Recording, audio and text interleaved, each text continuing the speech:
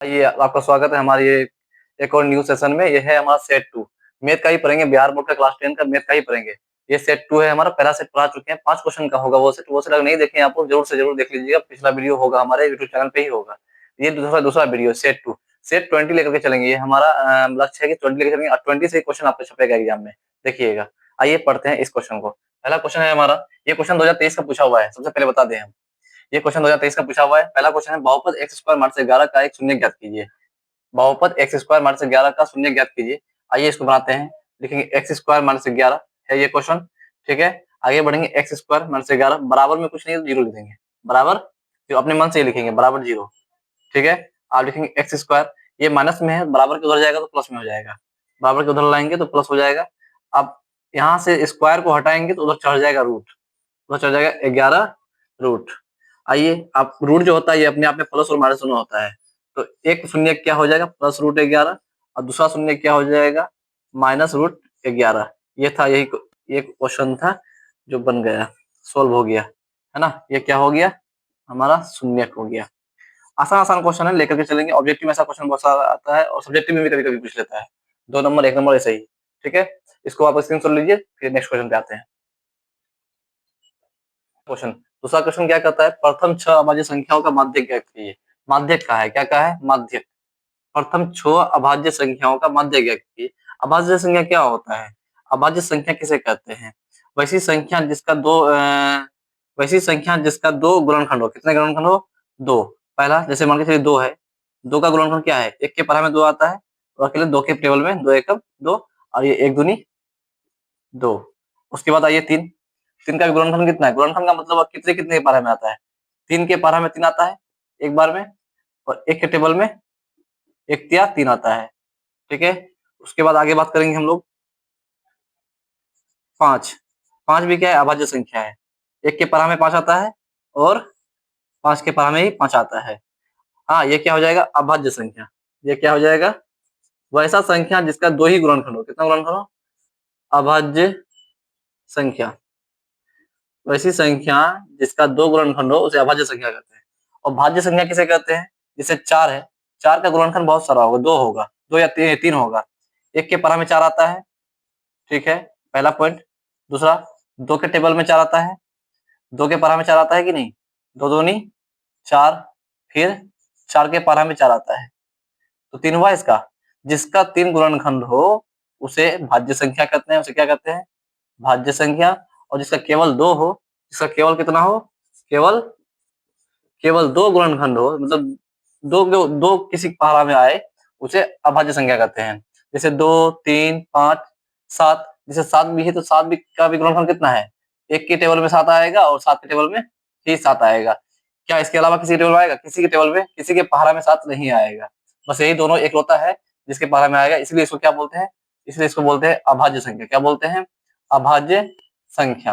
और अगर बात करेगा सबसे छोटी अभाज्य संख्या का, सबसे छोटी अभाज्य संख्या क्या है, 2। सबसे छोटी अभाज्य संख्या 2, सबसे छोटी अभाज्य संख्या 2, याद रहेगा। आइए आप क्वेश्चन की तरफ बढ़ते हैं। क्वेश्चन की तरफ बढ़ेंगे हम लोग, ये समझाने के लिए था, बस छोटे छोटे बातों को समझते चलना है। क्वेश्चन क्या कह रहा है, प्रथम 6 अभाज्य संख्याओं का माध्य ज्ञात कीजिए। पहला सबसे छोटी क्या होता है, 2 से शुरू होगा, 2, 3, 5, 7, 9, 9 होगा, 9 नहीं होगा। देखिए क्यों नहीं होगा 9, क्योंकि 9 का देखिए पहला 3 के पारा में 3 आता है, 3 के पारा में 3 बार में 9 आता है, ठीक है।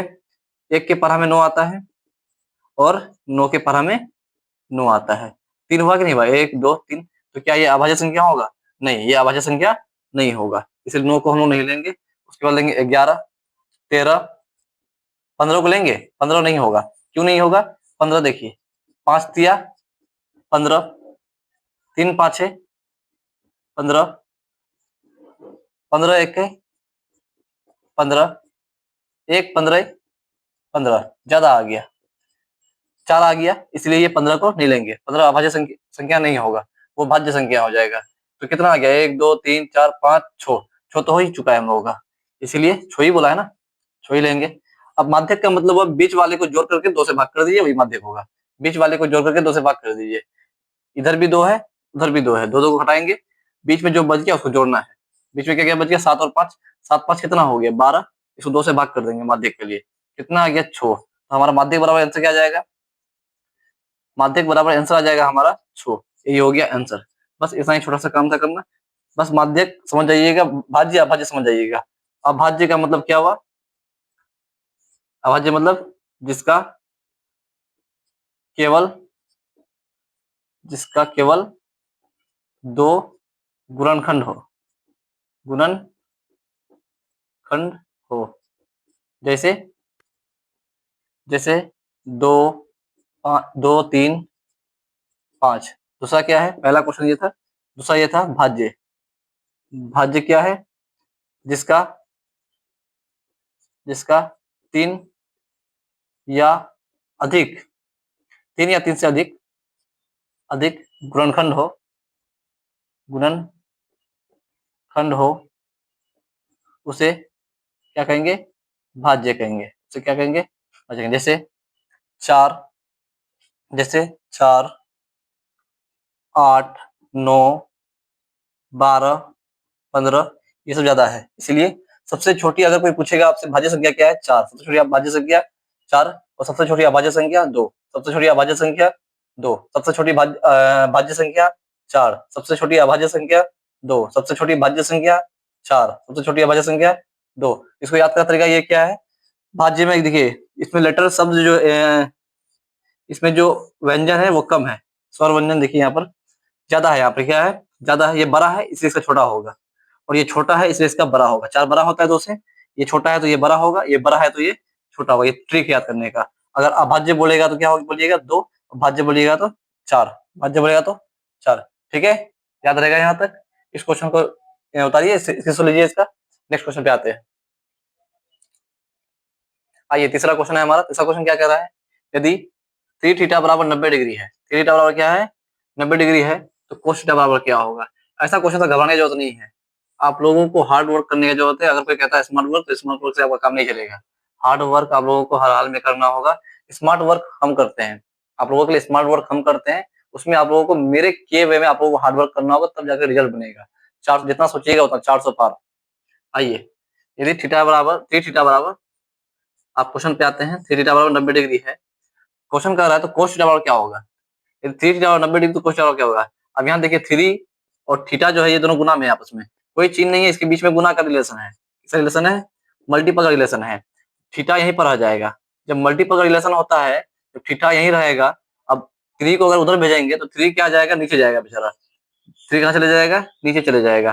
ठीक है, अब काटेंगे 3, 3 एकम 3, 3 के बार में 30 बार में 90 आता है। ठीक है, तो थीटा बराबर क्या हो जाएगा 30 डिग्री। अगर यदि थीटा बराबर 30 डिग्री मेरा आ गया है, वहां क्या बोला कोस थीटा, वहां क्या बोला गया है कोस थीटा। कोस थीटा बराबर वाट बोला है।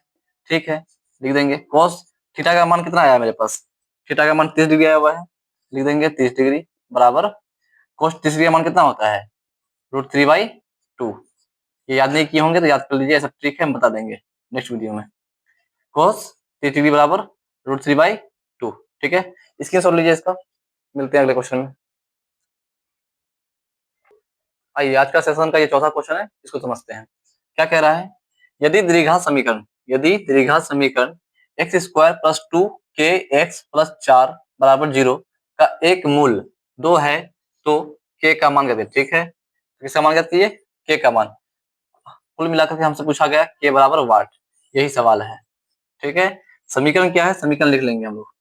समीकरण क्या दिया हुआ है, समीकरण दिया हुआ है x² + 2kx + 4 = 0। ये समीकरण है, सब कुछ लिख लिए हैं।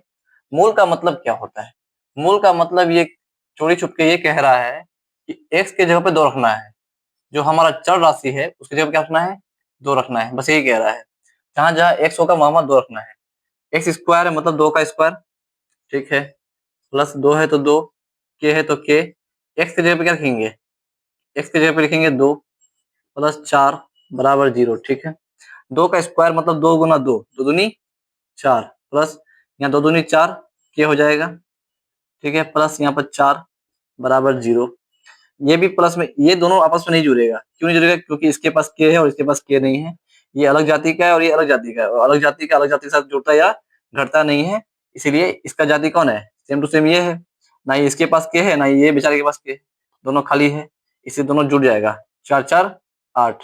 यहाँ क्या हो जाएगा 4k प्लस 8 बराबर 0, तो 4k यहीं पे रह जाएगा, 8 को अगर उधर भेजेंगे तो आर उधर जाकर के माइनस में 8 हो जाएगा, ठीक है। अब के और ये गुना में है, ये नीचे उधर जाएगा तो क्या हो जाएगा, भाग में हो जाएगा, तो यहाँ -8/4 काटेंगे, 4 एकम 4, 4 2 ये 8, तो के बराबर मेरे पास आंसर क्या आ जाएगा -2। यहाँ लिख लेंगे हम लोग के बराबर -2, ये हो गया हमारा मेन आंसर, ये क्या हो गया मेन आंसर, ठीक। चलिए इसका स्क्रीनशॉट लीजिए, मिलते हैं फिर नेक्स्ट क्वेश्चन में। चलिए आज का लास्ट क्वेश्चन है हमारा, क्या क्वेश्चन है आइए समझते हैं। क्वेश्चन है y अक्ष से बिंदु 3,4 की दूरी क्या होगी। y अक्ष और x अक्ष क्या होता है पहले समझिए।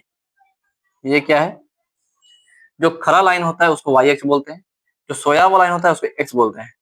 ये क्या है x, ये खरा वाला लाइन है तो क्या बोलेंगे y, जो ये सोया हुआ है ये x है। हम जानते हैं कहीं पर भी कोमा में लिखा हुआ रहेगा 3,4 5,6, तो पहले वाला किसको डिनोट करता है, पहले वाला x को दर्शाएगा, शुरू वाला जो होता है फर्स्ट में जो लिखा हुआ होता है उसको वो x को बताएगा, और दूसरा वाला जो होता है वो y को बताएगा, ठीक है।